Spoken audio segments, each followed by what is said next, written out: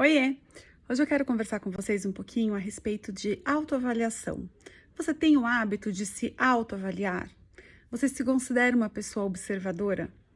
A observação, ela é uma ação completamente construtiva que proporciona com que a gente comece a compreender, né, com mais clareza, os passos nos quais a gente precisa se atentar para conseguir determinar quais estratégias, observando os detalhes mais complexos dessas estratégias para que a gente consiga, de maneira efetiva, acertar aquilo que a gente deseja concluir, aquilo que a gente deseja executar. Então, para que a gente possa, de fato, falar em avaliação de uma forma geral, a gente primeiro precisa lembrar que a gente tem etapas no processo de avaliação que são importantíssimos para que a gente minimize os erros que podem acontecer e que, obviamente, no decorrer do processo todo, acabam acontecendo, né? Algumas falhas, algumas lacunas acabam acontecendo, mas se a gente estiver muito atento em relação a todo o processo, a gente consegue minimizar bastante isso. O primeiro fator que eu acho extremamente importante, por isso eu comecei falando sobre isso, é sobre a observação, né? O quanto você consegue observar em relação àquilo que está sendo colocado no contexto do que é apresentado na sua sala de aula, se você realmente fica atento aos pequenos detalhes do processo, se você consegue observar quais são as estratégias de que cada criança, né, está lançando mão para que ela consiga atingir os objetivos que você propôs numa determinada atividade, por exemplo. Como você consegue avaliar isso sem prejudicar, né, ou sem desconsiderar, por exemplo, o esforço de um em relação ao outro, né? Como você consegue equilibrar essa equação.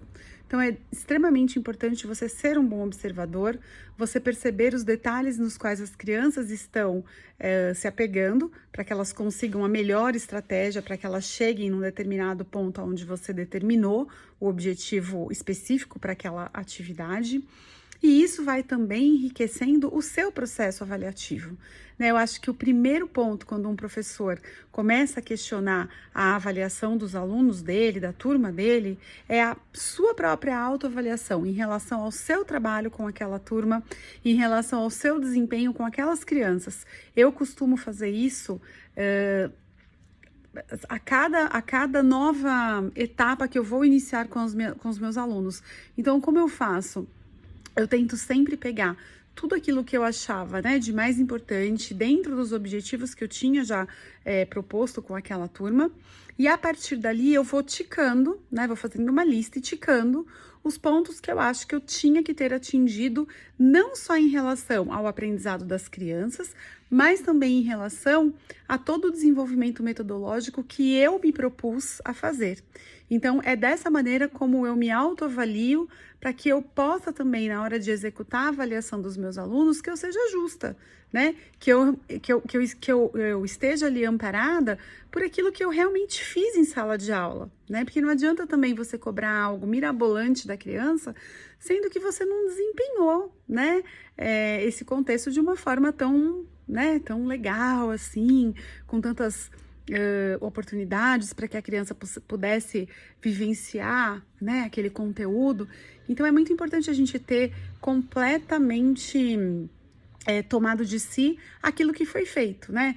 Ter em suas mãos todas as ferramentas possíveis para que você faça uma avaliação justa, para que você não cometa nenhuma injustiça na hora de graduar, né, na hora de colocar lá a métrica necessária para a sua turma. Outro fator muito importante em relação à observação e que é de extrema importância para a autoavaliação e, consequentemente, para a avaliação da sua turma, é que quando você se desprende, né, desse julgamento, se desprende dessa questão de ficar só cobrando e não olhando também para dentro de si, você começa a observar que quando você se propõe a fazer uma autoavaliação, você procura também um equilíbrio, porque você começa a olhar mais internamente para as suas dificuldades, para os pontos onde você sabe que ficaram as lacunas, né, mais latentes, e você consegue, a partir daí, ser um pouco mais, digamos assim, ter um pouco mais de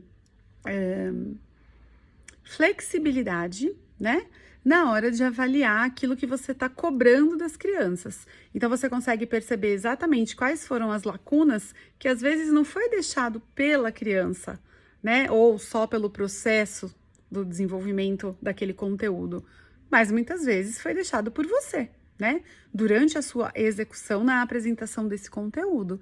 Então, é de extrema importância você ter essa disponibilidade, né? Essa flexibilidade para conseguir admitir, para conseguir enxergar aonde estão as lacunas que foram apresentadas dentro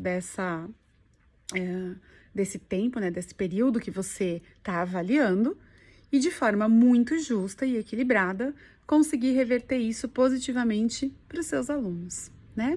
Acho que a autoavaliação é algo essencial nos dias atuais, quando a gente fala principalmente de escolas que cobram muito em relação à entrega de notas, né? Ficam muito pautadas em relação a esse critério, esse único critério de avaliação das crianças. Então, é muito importante que o professor também saiba se autoavaliar. Quanto mais você sabe se autoavaliar, mais você consegue avaliar a sua turma, mais você consegue avaliar o seu trabalho, melhor você vai avaliar o desenvolvimento como um processo geral ali, né? E não única e exclusivamente a partir de uma atividade, né? Ou de uma prova num determinado dia, onde você pode sim ter falhas ali, né? Falhas em relação ao seu processo ou falhas também em relação aquilo que a criança te traz naquele dia, né? Se não é um dia bom para a criança, se aconteceu alguma outra coisa, ou na família da criança, ou na própria escola, no próprio grupo, enfim. Então, são questões muito importantes e eu acredito muito que a autoavaliação seja de extrema importância para contribuir no processo de avaliação das nossas turmas, certo? É isso.